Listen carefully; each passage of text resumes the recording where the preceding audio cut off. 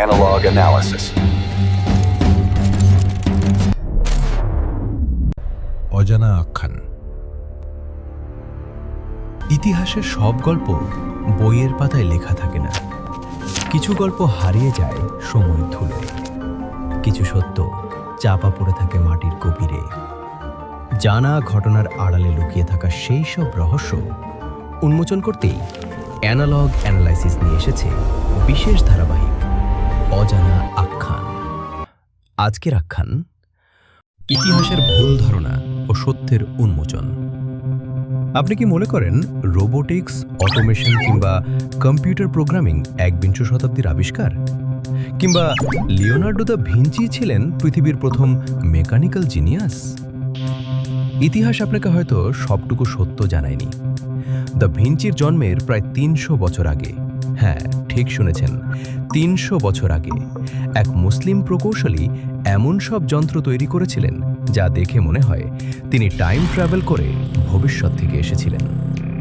যিনি পানি দিয়ে চালিত ঘড়ি থেকে শুরু করে মানুষকে অজু করানোর হিউম্যানয়েড রোবট পর্যন্ত তৈরি করেছিলেন, যার আবিষ্কার ছাড়া আজকের আপনার শখের গাড়িটির ইঞ্জিনও হয়তো তৈরি হতো না।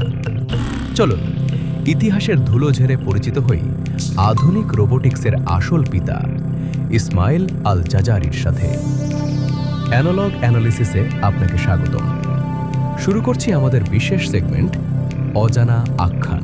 কে ছিলেন এই আল জাজারি? সময়টা দ্বাদশ শতাব্দী। ইউরোপ তখন অন্ধকার যুগ বা ডার্ক এইজেসে নিমজ্জিত। অথচ ঠিক সেই সময়ে মেসোপটেমিয়া বা বর্তমান তুরস্কের দিয়ারবাকির অঞ্চলে জ্ঞান বিজ্ঞানের এক অবিশ্বাস্য বিপ্লব ঘটছিল। আর্তুকিদ রাজবংশের প্রাসাদে প্রধান প্রকৌশলী হিসেবে কাজ করতেন আল জাজারি। তিনি তাত্ত্বিক কথার চেয়ে হাতে কলমে কাজে বিশ্বাসী ছিলেন। 1206 সালে সুলতানের নির্দেশে তিনি তার 25 বছরের গবেষণাকে একটি বইয়ে লিপিবদ্ধ করেন।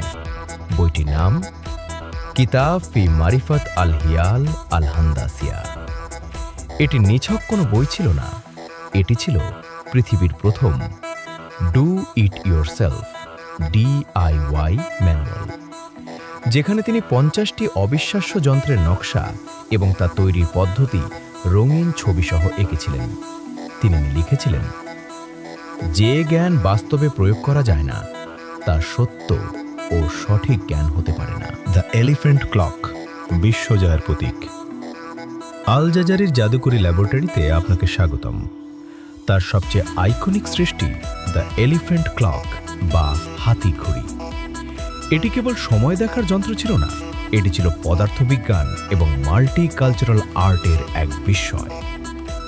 22 ফুট উঁচু এই ঘড়ির দিকে তাকালে আপনি স্তম্ভিত হয়ে যাবেন।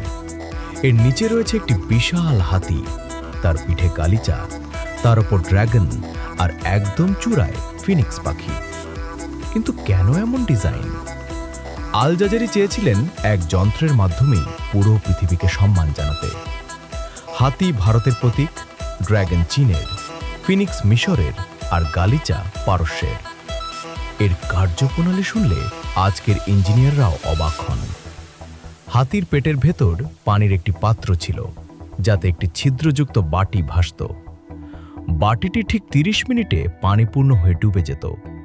ডুবে যাওয়ার সময় এটি একটি দড়ি টানত, যা উপরের মেকানিজমকে সচল করত। তখন ড্রাগন মুখ খুলত, একটি বল নিচে পড়ত এবং মাহুত হাত নেড়ে ড্রাম বাজিয়ে সময় জানাত।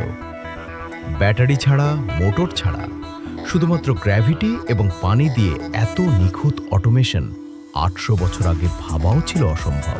রোবট ও প্রোগ্রামিংয়ের জন্ম। আমরা ভাবি কোডিং বা প্রোগ্রামিং হয়তো মডার্ন কম্পিউটারের দান। ভুল।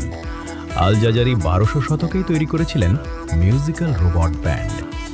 এটি রাজকীয় নৌকায় 4 জন যান্ত্রিক বাদ্যযন্ত্রী বসে থাকত। পানির স্রোতে চাকা ঘুরত আর সেই চাকার গায়ে লাগানো ছোট ছোট পিন বা পেগ নির্দিষ্ট অর্ডারে লিভারকে ধাক্কা দিয়ে সুর তুলত।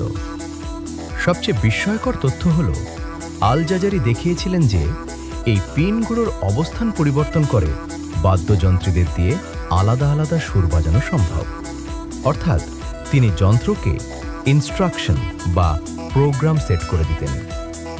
একেই আধুনিক বিজ্ঞানীরা বলছেন ইতিহাসের প্রথম প্রোগ্রামযোগ্য অটোমেটন বা রোবট। এছাড়াও তিনি অজু করার জন্য এমন রোবট বানিয়েছিলেন যা স্বয়ংক্রিয়ভাবে পানি ঢেলে দিত এবং শেষে তোয়ালে এগিয়ে দিত। উপসংহার ও আধুনিক ইঞ্জিনে প্রভাব।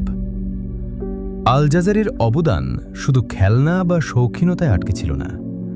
আপনি আজ যে গাড়িতে চড়েন সেই ইঞ্জিনের পিস্টন ওঠানামা করে চাকা ঘোরায়, যাকে বলা হয় ক্র্যাঙ্কশাফট মেকানিজম। এই প্রযুক্তির সার্থক ব্যবহার আল জাজারি প্রথম করেছিলেন। লিওনার্দো দা ভিঞ্চির অনেক বিখ্যাত স্কেচ সরাসরি তার বই দ্বারা প্রভাবিত। আল জাজারি প্রমাণ করেছিলেন বিজ্ঞান কোনো নির্দিষ্ট জাতির নয়, এটি মানবতার সম্পদ। এই মহান বিজ্ঞানীর ইতিহাস ছড়িয়ে পড়ুক সবার মাঝে।